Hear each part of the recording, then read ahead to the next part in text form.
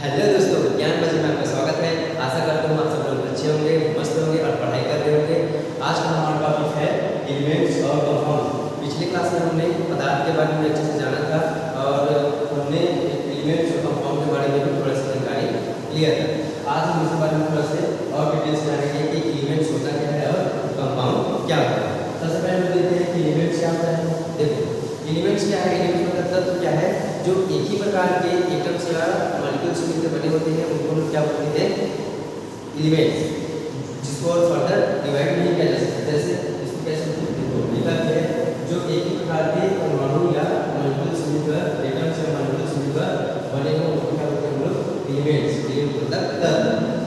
Elements को हम लोग फर्दर थ्री टाइप में डिवाइड कर सकते हैं। कौन-कौन से? एक होता है मेटल, दूसरा होता है नॉन मेटल और तीसरा होता है मेटलाइट।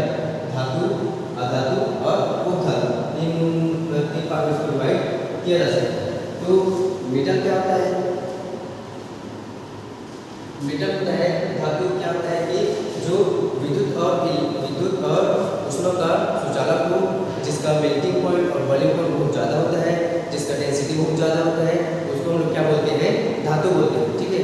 जो सॉलिड होता है उसको बोलते हैं हम लोग मेटल। मेटल के एग्जाम्पल क्या हो जाएगा? जैसे कि आयरन हो जाएगा, silver, copper, gold, sodium, potassium, बहुत सारे धातु है उनका वो सभी इसमें आएंगे, मेटल के अंतर्गत आ जाएंगे। उसके बाद देखिए हम लोग नॉन मेटल। नॉन मेटल मतलब अधातु। जो गुण धातु का रहेगा उसके जस्ट अपोजिट किसका रहता है? अधातु का रहता है। ये जस्ट धातु की अपोजिट गुण शो करेगा। जैसे ये क्या करता है? इसमें विद्युत और उष्मा का उजाला होता है, इसकी डेंसिटी भी कम होती है और ये इसका मेल्टिंग पॉइंट, इसका बॉइलिंग पॉइंट भी क्या होता है? कम होता है धातु की तुलना में। और इसका क्या होता है कि ये जो है कठोर भी नहीं होता है। इसके एक्सेप्शन भी होते हैं, उनको हम लोग आगे डिस्कस करेंगे। तो नॉन मेटल में क्या क्या आ जाएगा? कौन से धातु आ जाएंगे? मतलब कौन सा आ जाएगा नॉन मेटल में? ऑक्सीजन है, सल्फर है, क्लोरीन, नाइट्रोजन, ऐसे बहुत से धातु इनके अंतर्गत आ जाएंगे। उसके बाद देखते हैं मेटलाइट। तो मेटलाइट क्या होता है? मेटलाइट मतलब जो दोनों के समान बिहेव करेगा उसको बोलते हैं हम लोग उपधातु।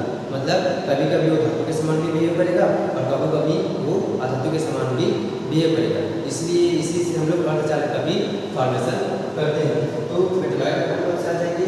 जैसे carbon, boron, silicon, phosphorus, aluminium, ये सब मेटलाइट के अंतर्गत आ जाएंगे। तो ये मेटल, नॉन मेटल, मेटलाइट ये सभी क्या है? एक प्रकार के तत्व ही है जिसको फर्दर हम लोग अलग अलग भाग में डिवाइड करके स्टडी करते हैं।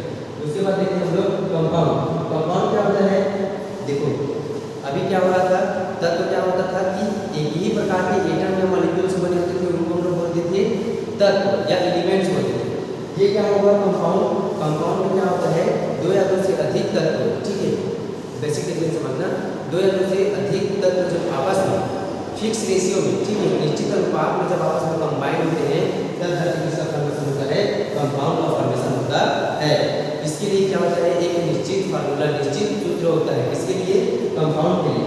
तो कंपाउंड क्या होता है? जो दो या दो से अधिक तत्व जब आपस में निश्चित अनुपात में सहयोग करते हैं तब जाकर किसका फॉर्मेशन होता है? यौगिक का फॉर्मेशन होता है। जैसे H2O, CO2, CH4, ये सब क्या है? कंपाउंड है। कैसे कंपाउंड है?